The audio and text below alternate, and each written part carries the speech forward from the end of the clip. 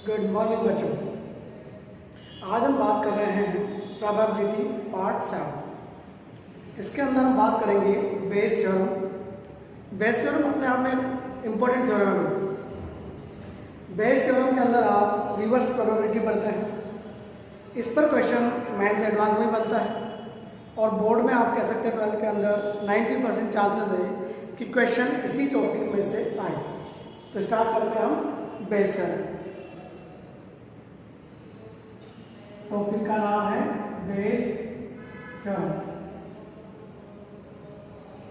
हिंदी में भी नाम है बेस प्रमेय। इसकी पहचान रिवर्स प्रोबेबिलिटी।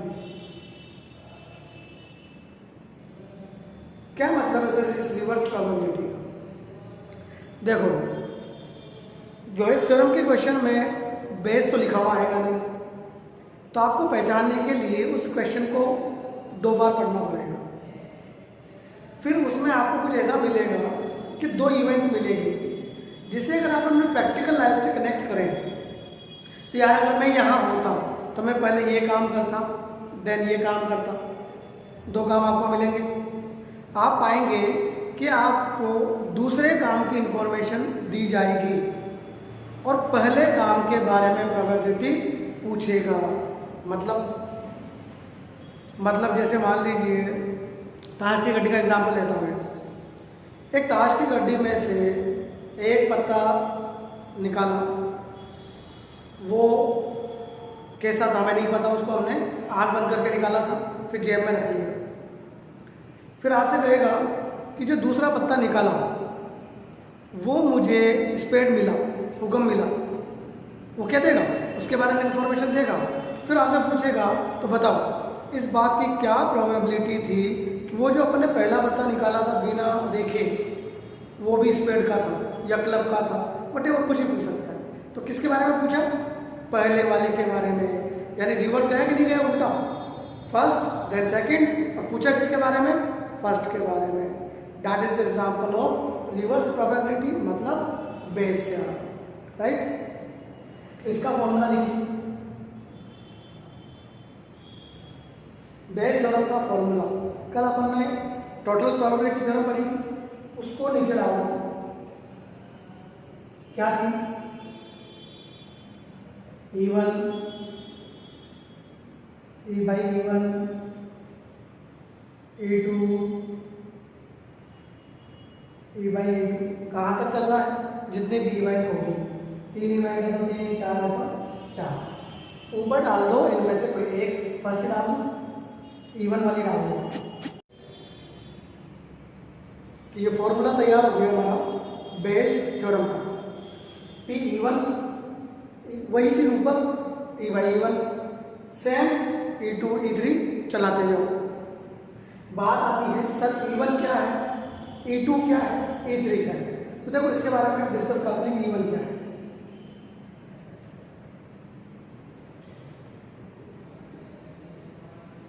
ये सामने लिखा हुआ है, यानी यहां से मुझे एक चीज तो क्लियर हो रही है कि मुझे इसकी प्रोबेबिलिटी फाइंड आउट करनी है। क्वेश्चन पढ़ोगे, क्वेश्चन के लास्ट लाइन में जाओगे, फाइंड द प्रोबेबिलिटी डेट, मिल जाएगी। यानी कि event whose probability is find, जिसकी प्रोबेबिलिटी हमें निकालनी है। E2 इसका अपोजिट, E3 सब अपोजिट है इसके, अपोजिट ऑफ E1। मतलब अगर ये स्पेड है तो ये स्पेड नहीं हो जाएगा, इस तरीके से बाकी जो E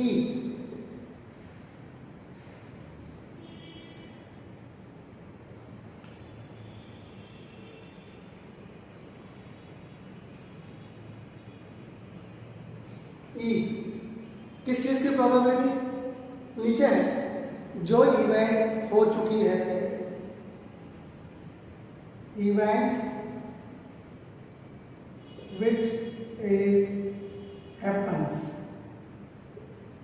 जो घटना घटित हो चुकी है। क्वेश्चन पढ़ोगे आप, क्वेश्चन में अपने आप पता चलेगा आपको जिसकी इंफॉर्मेशन दी गई है, ऐसा हो चुका है, given that, if it is then.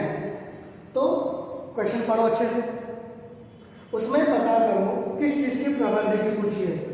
E1 उसका अपोजिट अपने आप हिसाब किताब लगा लोगे, E2 E3, और जो इवेंट बीच में कहीं मिले कि ऐसा हो चुका है that is E।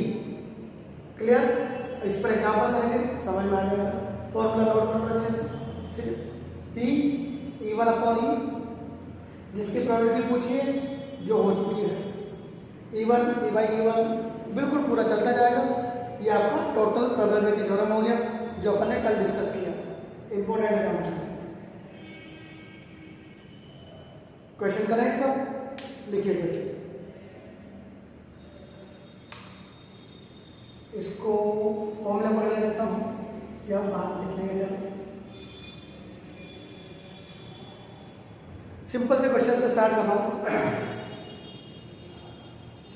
If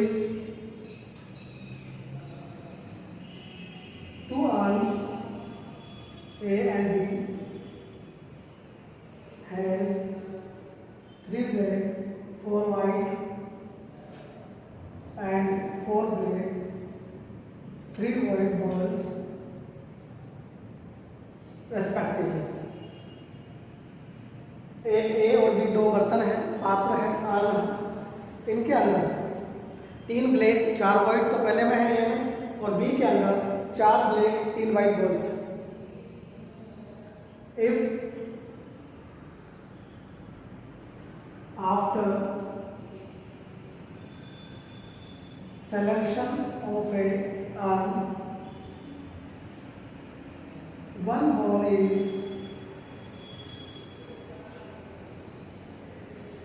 randomly selected, then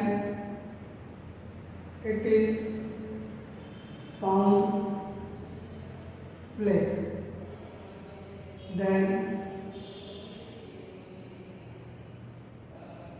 what is the probability that it is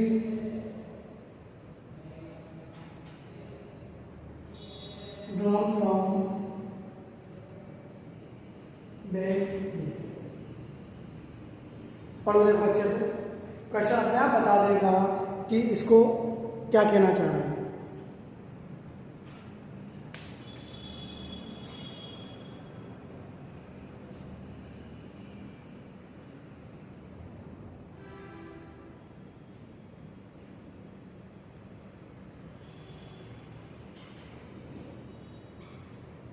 ए के अंदर 3 ब्लैक 4 वाइट बॉल्स हैं, बी के अंदर 4 ब्लैक 3 वाइट है। अब मैं आपसे कहूँ एक बॉल निकालोगे, आंख बंद करके थोड़ी निकालोगे। पहले तो ये सोचोगे कि यार ए चूज करूँ कि बी चूज करूँ, किस में से निकालूँ। तो पहला काम ए और बी में से किसी एक बैग का सिलेक्शन, पहला काम हो गया। फिर दूसरा काम हो गया अपना बॉल निकालना। अब क्वेश्चन को पढ़ो देखो, one ball is randomly select then it is found black, यानी वो जो दूसरे काम में आपने बॉल निकाली वो कैसी मिली, ब्लैक। और पूछा क्या देखो, what is the probability that it is drawn from bag B. पहले काम के बारे में पूछा, so it is the example of reverse probability. आई बात समझ में? तो सबसे पहली चीज कि रिवर्स प्रोबेबिलिटी के अंदर हमें पहचानना पड़ेगा कि आखिर रिवर्स प्रोबेबिलिटी होती क्या है, क्या ये बेस थ्योरम है।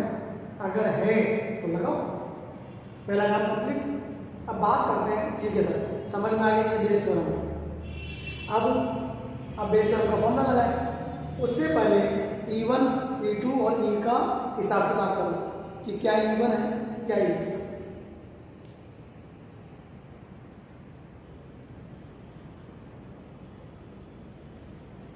E1 जिसकी प्रोबेबिलिटी पूछी है, किसकी, ड्रॉन फ्रॉम बैग बी, यानी you can say it is selection of bag B. भाई बैग बी का सिलेक्शन करोगे तभी तो उसमें से निकलेंगे ना। और इसका अपोजिट क्लियर, ई जो इवेंट हो चुकी है, क्या हो गया, एक बॉल निकाली विच इज फाउंड ब्लैक,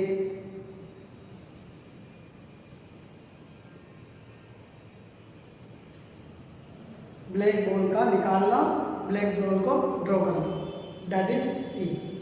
लगाया फॉर्मूला, फॉर्मूला कॉपी करते हैं, ये मिटाना पड़ेगा, मिटा रहा हूँ, उम्मीद है क्वेश्चन आपने नोट कर लिया होगा।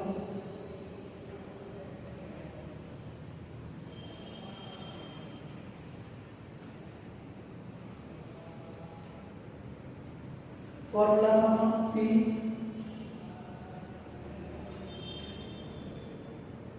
दो इवेंट है, ए टू तक लिख दो बस,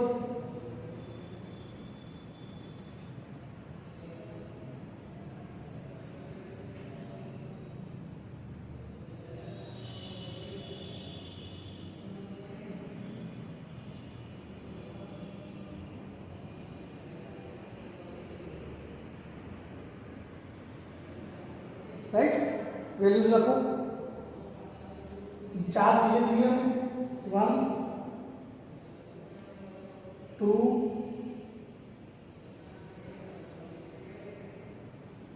3 एंड 4।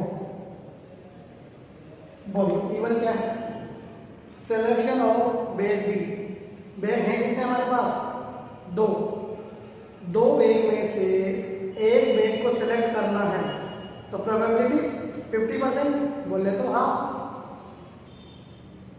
इसका अपोजिट बैग ए, उसकी भी हाफ, जस्ट 1 माइनस कर दो बिना दिमाग लगाए।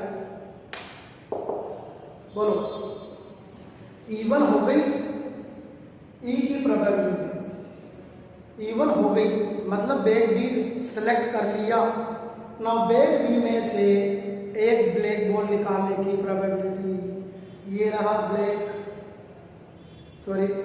बी, इसमें से ब्लैक बॉल कितनी, 4, प्रोबेबिलिटी बोलो 4/7। आ रही है बात समझ में। E2 वाइट नहीं, बैग ए में से ब्लैक बॉल, 3/7। और इन चारों चीजों को फॉर्मूले में रखकर सॉल्व तो आप कर ही नहीं, ये तो कोई बहुत बड़ा इश्यू है ही नहीं, राइट। करें सॉल्व, कर लो, E1 EY E1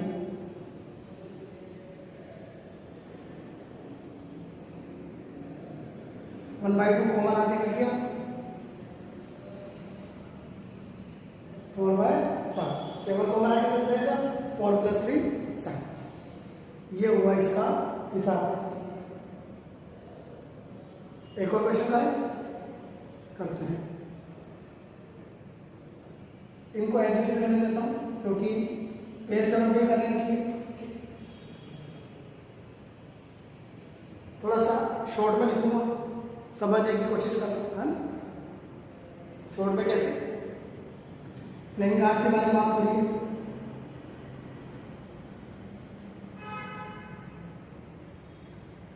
one card is lost, एक कार्ड खो गया, then one card is drawn, short में लिखूंगा, found spade, find probability that lost card is also spent।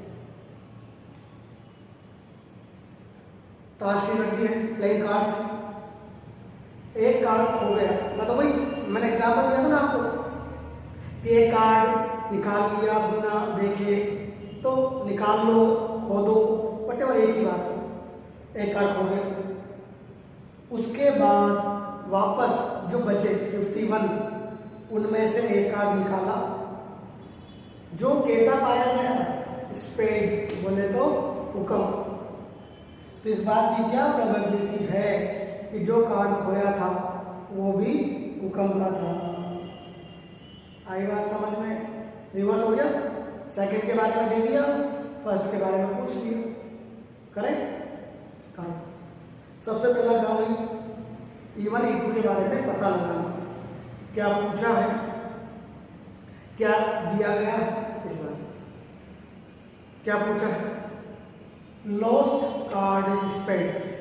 अब लॉस्ट का मतलब ही निकालना होता है, प्रोबेबिलिटी है। तो E1 क्या हो जाएगा? डायरेक्ट लिखूं, आप लैंग्वेज अपने हिसाब से, ये आपका होमवर्क होगा।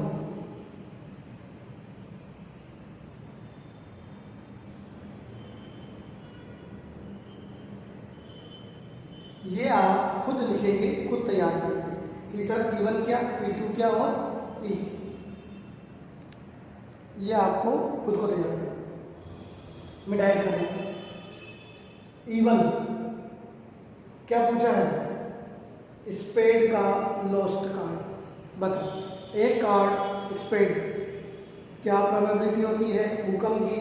हुक्म कितने होते हैं? 13। याद आया कुछ? यानी 1/4 तो नहीं होने की, 3/4 बैठ गए। चलो रहने देता हूँ।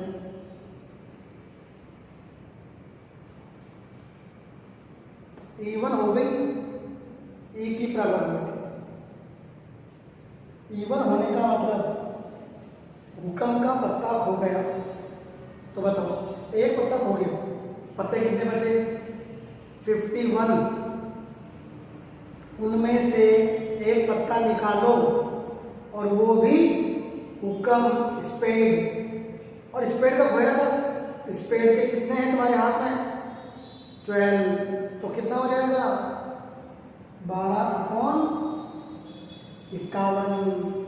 आई के लिए बात समझ में? या जब खोया तो है मगर स्पेड का नहीं खोया, यानी 51 तो है पर स्पेड कितने? 13। निकालो। 13/51। उम्मीद है पुट करके सोल्व तो आप करेंगे। क्लियर? कोई भी कंफ्यूजन तो पूछ लेना। E1 मैं लिख देता हूँ।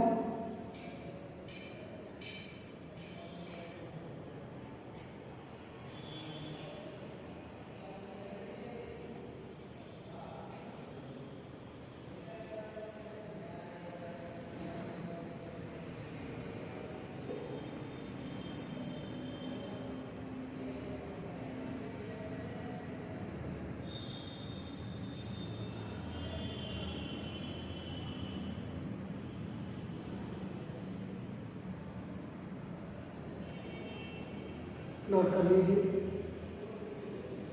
एक और एग्जाम्पल करते हैं।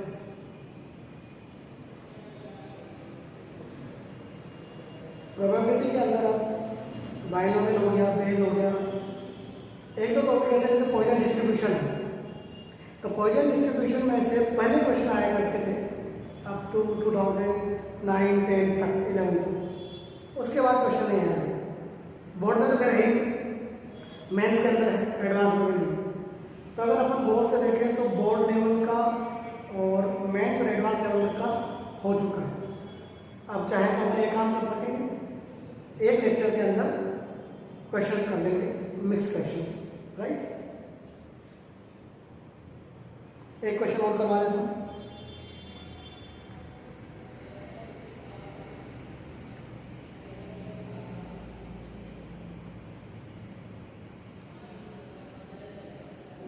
A man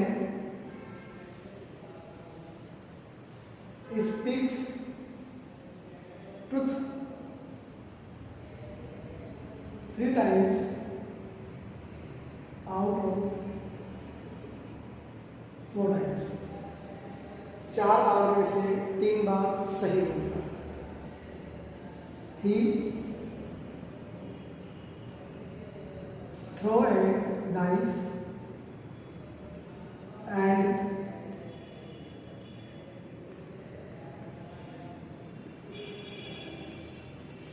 inform that it is 6. Then find the probability that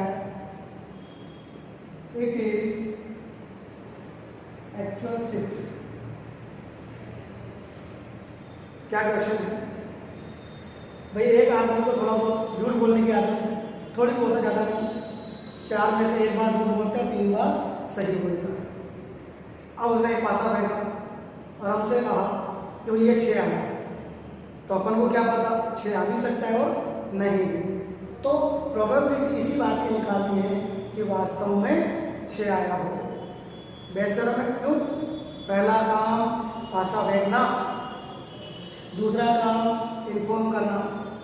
inform करने की प्रोबेबिलिटी दी हुई है कि 6 आया, यानी सेकंड जो काम है उसकी इंफॉर्मेशन है, पहले की पूछी है। लगाओ।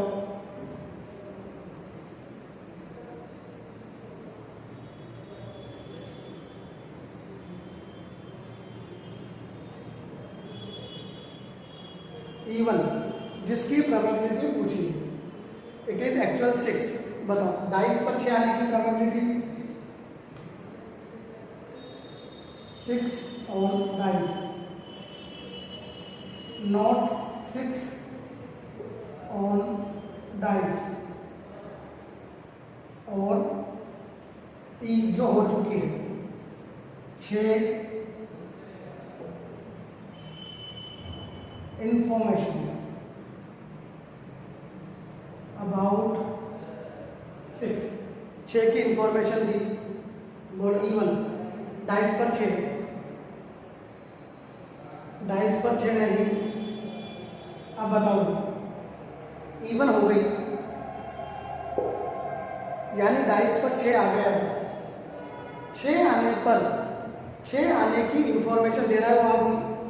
6 आया और 6 की इंफॉर्मेशन, इसका मतलब सही बोला, और सही बोलने की प्रोबेबिलिटी 3/4।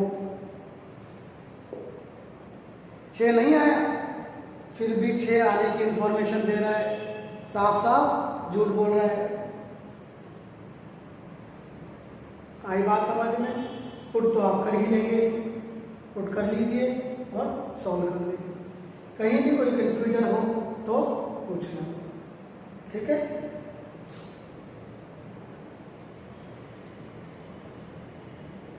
एक क्वेश्चन और कर लेते हैं आज के लिए, last.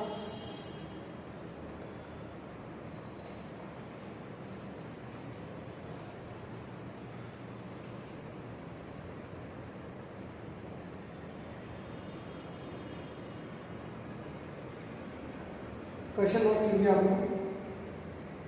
P A union B bar पैसे दिया हुआ है आपको, ये कितना दिया हुआ है? 1/6। इंटरसेक्शन 1/4 दिया हुआ है।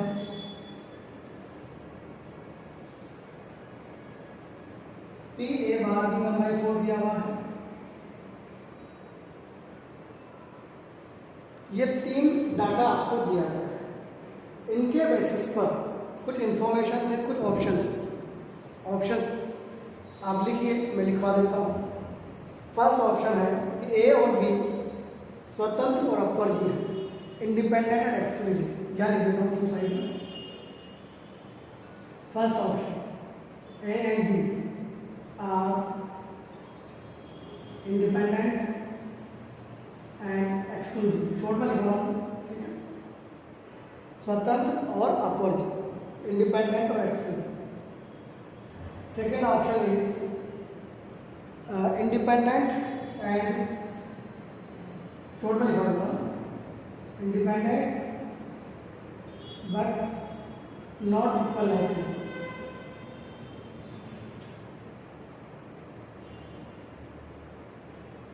Third option is equal likely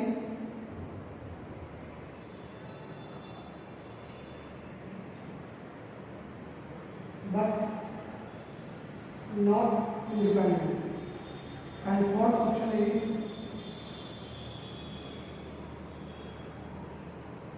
equal likely exclusive. उम्मीद करता हूँ इनमें से ऐसा कोई ऑप्शन नहीं है जो आपको समझ में नहीं आए। इंडिपेंडेंट जानते ही इंटरसेक्शन की value P A into P B होती है। एक्सक्लूसिव इंटरसेक्शन की वैल्यू 0 होती है। तो अगर आप गौर से देखें तो पहला ऑप्शन तो अपने आप में कॉन्ट्रोवर्शियल हो गया, यानी ये तो हो ही नहीं सकता। 0 होगा तो पी ए पी बी कैसे होगा, राइट? तो ये तो वैसे ही गलत हो गया। इक्वल लाइवली का क्या मतलब होता है? सम प्राइम जिनकी प्रोबेबिलिटी समान हो, सेम, यानी पी ए और पी बी बराबर आ जाए तो इक्वल लाइवली। इंटरसेक्शन 0 आ जाए तो exclusive, P A intersection B is equal to P A P B आ जाए तो इंडिपेंडेंट। करेक्ट? स्टार्ट करते हैं। यूनियन, यहाँ से यूनियन आ जाएगा, बाहर हटा दो,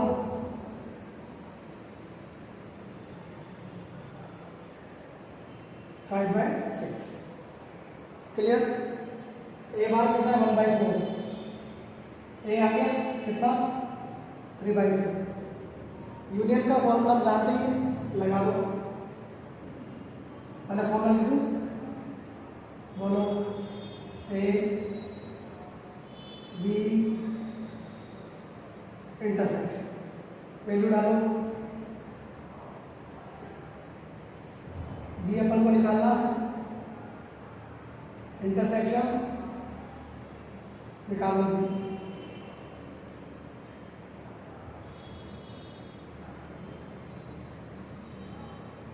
एलसीएम